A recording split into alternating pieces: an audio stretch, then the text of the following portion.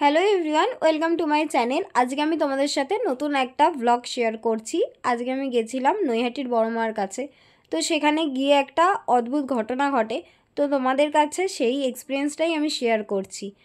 তো সকাল সকাল আমি রেডি হয়ে ডানকুনি থেকে ট্রেন ধরে প্রথমে দমদম যাই, দমদম থেকে নৈহাটি যাই।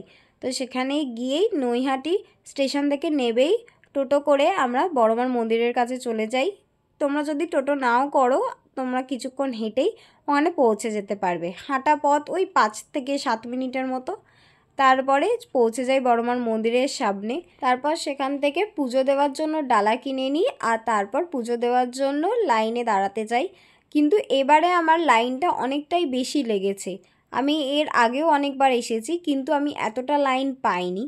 আর এখানে অনেক ভক্তরাই তাদের মনের ইচ্ছা পূরণ হওয়ার পর মায়ের কাছে দণ্ডি কেটে পুজো দিচ্ছে। তারপর লাইন ধরে হাঁটতে হাঁটতে দেখি বড়মার কাছে পুজো দেওয়ার লাইনটা অনেক দূর পর্যন্তই গেছে। বড়মার কাছে পুজো দেওয়ার জন্য সকাল থেকেই না খেয়েছিলাম, কিন্তু এখানে এসে যে পরিমাণ লাইন দেখেছি ভাবতেই পারিনি যে পুজো দেওয়া হবে। অবশেষে আমরা লাইন দিয়ে মায়ের মন্দিরে প্রবেশ করে পুজো দিতে পারি। তারপরে আমরা মায়ের মন্দিরের ভেতরে ঢুকে দেখি সেখানেও অনেক মানুষের ভিড় রয়েছে। তারপরে আমরা সেই ভিড় অতিক্রম করে অবশেষে মায়ের পুজো দিতে পারি। মায়ের মুখটা দেখেই যেন অদ্ভুত একটা শান্তি হয়, কারণ এত দূর থেকে গেছি, যদি মায়ের পুজো দিতে না পারতাম তাহলে আমাদের নিজেদেরই মন খারাপ হচ্ছিল।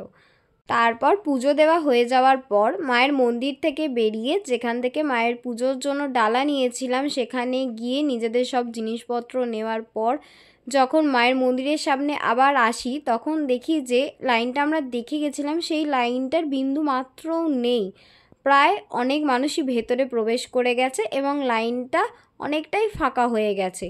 আমরা এই দৃশ্য দেখে অবাক হয় সেখানে কিছু দোকানদারকে জিজ্ঞাসা করলাম যে এইরকম কি করে হলো, এত তাড়াতাড়ি এত লোক কোথায় গেল। তারা বললেন যে মন্দিরের ভেতরেই সবাই চলে গেছেন।